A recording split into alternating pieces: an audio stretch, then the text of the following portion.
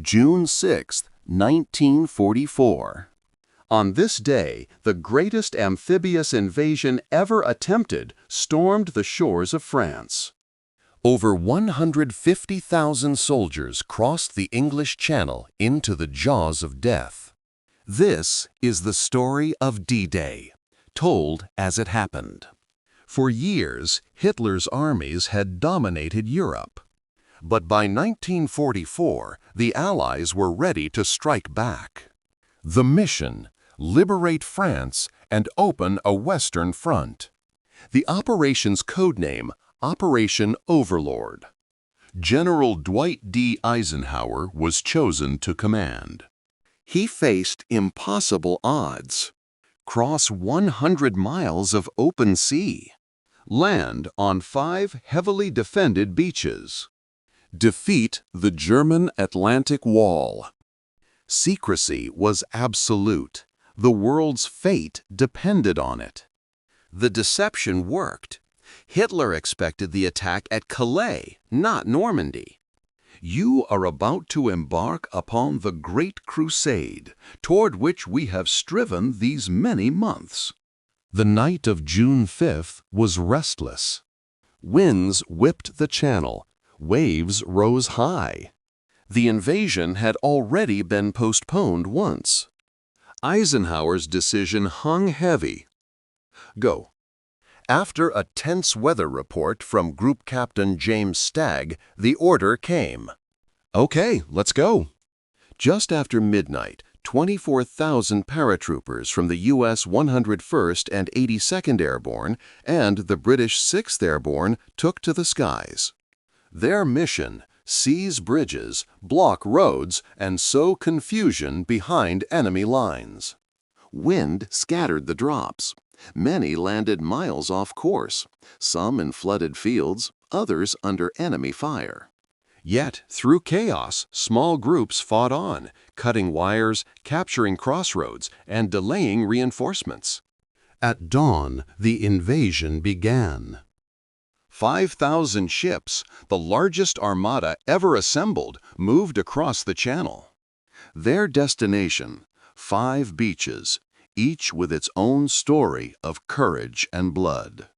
At Utah, strong currents pushed the first wave south. By mistake, they landed in a lightly defended area. Brigadier General Theodore Roosevelt, Jr., walking with a cane, famously said, "We'll start the war from right here." By noon, Utah was secure. But at Omaha, it was hell on earth. German defenses overlooked the shore: concrete bunkers, machine guns, mines. Landing craft were torn apart. Men jumped into water deep enough to drown them. Entire units were pinned down, trapped between sea and sand. Courage and chaos ruled the hour. Medics crawled through bullets.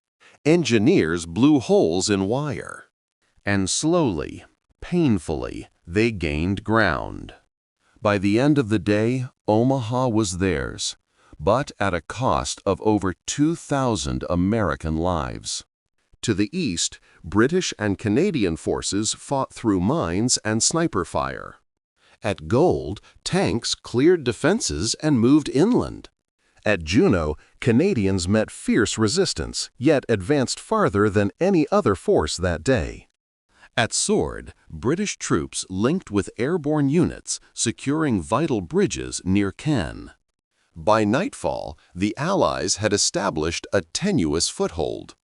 156,000 men were ashore, but the battle for Normandy had only begun. The landscape ahead was a nightmare: narrow roads, thick hedgerows, hidden guns.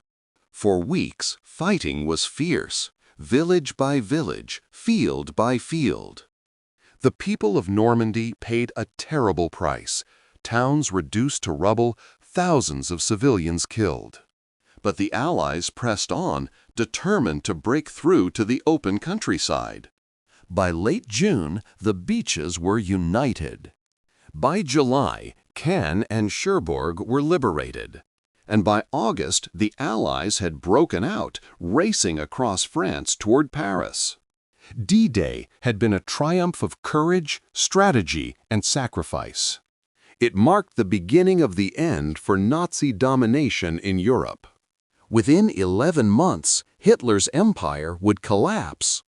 But the memory of June 6, 1944, the thunder of guns, the bravery of men who faced certain death would live forever. Today, the beaches of Normandy are silent. The waves wash over the sand where so many fell. Above them stand the endless rows of white crosses, reminders of what freedom costs. On that fateful day, ordinary men did extraordinary things. They crossed the sea, stormed the impossible, and turned the tide of history. June 6, 1944, the greatest battle of all time. Uncensored, unforgotten, unimaginable. In memory of those who gave everything for freedom.